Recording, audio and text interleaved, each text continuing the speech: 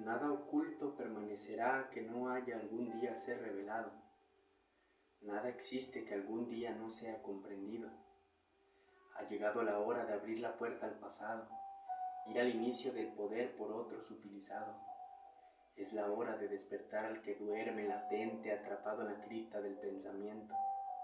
Es el momento, el ahora, de despertar y contemplar la realidad de la existencia. Es la hora de permitir que Dios muera. Es la hora del despertar a la nueva luz de la existencia, siendo dioses de la vida, siendo creadores del mañana, siendo dioses vivos, dioses sin templos ni plegarias. Ha llegado la hora de romper las ataduras, la reverencia y el sometimiento. Ha llegado la hora de despertar al que duerme. Es el momento de soltar los grilletes liberando las manos de los encadenados, abandonar las súplicas y los ruegos, la esperanza de un milagro. Es la hora de terminar para siempre con las ataduras de la razón, impuestas en el interés interminable de la redención. Un hombre de mentiras clavado en una cruz, el Redentor, el que cobra por el perdón y paga por realizarlo. Un hombre clavado a una cruz, muchos llevan como protección, pero no ven que solo les recuerda que están muertos en su propia cruz. Clavadas sus manos porque les impiden crear, trabajar, acariciar, subsistir, porque sus manos mentales han sido mutiladas, arrojadas al fuego eterno. Pero no son las manos de quienes condenan, matan, mutilan y destruyen a quienes piensan diferente, a aquellos que usaron sus manos para sembrar y cultivar, mientras los otros en plegarias manipuladoras roban el pan, en diezmos y limosnas, para enriquecer las arcas de un Dios de mentiras que grita: mío es el oro y la plata, porque soy un Dios celoso y corrupto. Abrir las puertas del tiempo, separar las tinieblas de la luz, ahondar en las profundidades recónditas de un tiempo lejano, navegar en la esencia de la vida, la primigenia obra de la creación.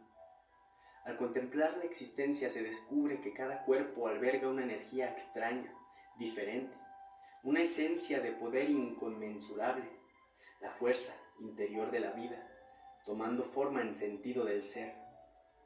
Esa fuerza misteriosa, actuando con los sutiles cambios del ritmo de la vida, se transforma entre luz y oscuridad. Avanza en el mismo sentido en todo cuanto existe. Nada muere que no renazca. Nada aumenta que no disminuya. Nada fluye que no retorne a su origen. La mente igual posee esta característica de mutación constante, una eterna lucha por el equilibrio entre dos fuerzas antagónicas, los extremos distantes y cercanos de la libertad, bien y mal. Ingresar a los laberintos de la libertad, tarea ardua y difícil ante tales conceptos, lleva al ser con la autovaloración de sus actos movidos por extraños deseos, tentaciones o inspiraciones, augurios o presagios.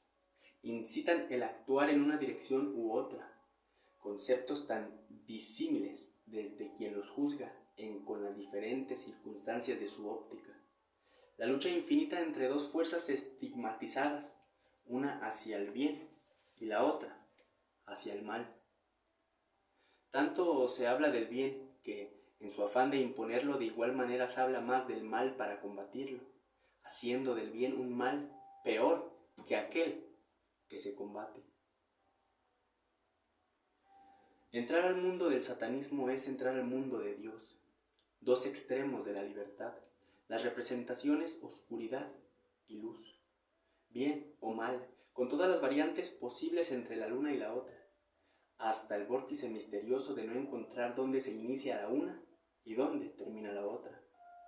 De Dios, en su supuesto bien, mucho se ha hablado. De hecho, la existencia humana en todas sus culturas, millones de dioses representando el bien, han sido creados por los hombres. El cosmos infinito de las religiones, con miriadas de sectas religiosas en adoración a cada dios, templos de piedra, estructuras colosales de increíble belleza, levantados como altares al cielo en búsqueda de uno o alguno de todos los dioses. Millones de ellos, millones les claman en oraciones, súplicas, rezos, implorando una bendición. Pero, a pesar de los millones y millones de dioses, ha existido un solo demonio, representante maligno de la noche, maquiavélico y destructivo, el mal vivo y poderoso, que aún el ejército infinito de dioses y ángeles no lo han podido combatir ni minimizar. Es tal el poder del demonio que cada oración a Dios lo fortalece. Se pregona que el bien terminará dominando el mal. ¿No será que el Dios que tanto se venera en sí el mal que se debilita para rendirse ante un bien que se considera como el mal? ¿Cuántas iglesias y religiones existen? ¿Cuántos dioses se combaten entre ellos? ¿Cuántas guerras generadas por imponer unos sobre los demás? La guerra de las creencias y un solo demonio, por el cual las religiones existen. Si no fuera por ese único demonio imbatible e incontrolable, prohibido, amo del supuesto mal, ningún dios, ninguna religión existiría. Este grimorio no es para el común de las personas. Las letras atrapadas en estas páginas sacudirán su espíritu hasta el inicio de los tiempos. Llevará su mente al laberinto de la duda, la decepción, la confusión. Creará imágenes ilusorias en su pensamiento. Su alma será transportada en los sueños a lugares que ningún humano ha podido ni podrá imaginar. Escuchará en su mente extrañas voces. Será conocedor de secretos de poder. Llegarán visiones. Presentirá momentos de lo profundo de su ser, de lo más íntimo de su espíritu viajero de encarnaciones. La bitácora de sus vivencias se abrirá en el libro de la sabiduría. Este viaje de su mente debe ser lento, meditado. Entrará en los arcanos sagrados del Averno, quitará el velo de las sombras, transitará senderos calcinantes y cuando su espíritu haya sido estrujado, cuando su mente se haya acercado a lo más profunda de las oscuridades, quizás, solo quizás encontrará el poder máximo del dominio.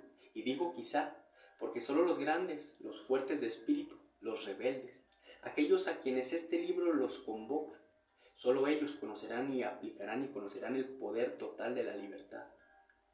De igual manera, en la medida que avanza en su lectura, dentro de su ser emergerá a su conciencia una voz, como un susurro lejano le hablará.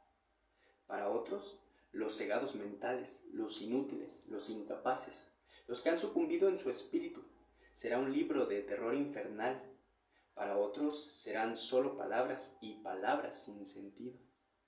Sin duda se levantarán voces, llegarán los críticos, los pregoneros del bien, los secuaces de Dios. Gritarán herejía y blasfemia, se rasgarán las vestiduras dos en una cama, lucharán por esta causa. La división llegará, pero nada ocurre por azar. Si sus ojos leen hasta el final, un segundo después será libre y dominará su mundo. Para iniciar este proceso es prudente recurrir a un poco de magia, una forma de unificarse con las energías que existen en el universo. Antes de eso, una pequeña explicación, bueno, dos explicaciones. La primera, este no es un libro para leer de afán o adelantarse al final. Sin duda encontrará elementos atractivos. Cuidado, es importante conocer cada parte y lo que esconde. De aventurarse será su responsabilidad. La prudencia dicta vaya paso a paso. La segunda, la forma en que este libro está escrito se basa en un principio misterioso de unificación. Es algo complejo, pero con un poco de atención lo comprenderá. Toda la sabiduría del universo se encuentra ya atrapada en algún lugar del no tiempo y no espacio. Hemos oído hablar de grandes genios, de grandes inventores, de grandes científicos y en su gran mayoría, de maneras curiosas y extrañas, han encontrado respuestas a grandes interrogantes. Los llamamos iniciados, genios superdotados, todos menos Albert Einstein. Él es un ladrón de ideas de su esposa Mileva Maric. Entonces se puede deducir que estas personas han nacido con un espíritu predestinado o marcado con esta sabiduría. Lo invito a reflexionar en lo siguiente. Su cerebro es en sí un entramado químico lleno de neurotransmisores. idéntico en todos los humanos. Un neurólogo identifica las mismas circunvoluciones en todos los cerebros, pero la personalidad es diferente a cada uno. Pero en lo más profundo del cerebro existe una pequeña glándula en forma de piña. Sí, la glándula pineal. Para no transcribir todo su poder, lo invito a leer la primera parte del libro. Esta glándula posee algo especial. Le sugiero que tenga presente este aparte. Ahora, la sabiduría o el conocimiento no es un factor mental o asociación de información o inspiración, es una determinada vibración de todo cuanto existe de forma individual. Digamos que Nikola Tesla, un genio de la electricidad, poseía el conocimiento implícito de la misma o se conectaba con las sabidurías de la electricidad. ¿Quién sabe más de electricidad que la electricidad misma? Sí, él, en sus momentos de meditación, no desarrollaba cálculos mentales, sino se unía psíquicamente con la esencia de su deseo, sintiendo la vibración, transformándola en inspiración que a su vez se convierte en impulsos codificables para el cerebro y por ende en pensamientos. Como bien lo dijo, le llegaba la inspiración. A manera de comentario, Tesla nació bajo una fuerte tormenta de rayos y truenos. El universo está plagado de la sabiduría infinita, no al alcance de unos pocos, sino de todos. Un caudal ilimitado de combinaciones energéticas, frecuencias de onda perceptible en estados de relajación, vibraciones no físicas que son captadas por la glándula pineal. Puede sonar descabellado, pero usted lo puede comprobar. En la antigua Grecia existía un viejo arte filosófico, la mayéutica, el arte de parir conocimientos, respuestas dentro de cada uno. En sí, se trata de alejar la mente serena, permitiendo que fluya hacia el interior. Al hacerlo se conecta con lo que usted desea. Al inicio es vago, vacío.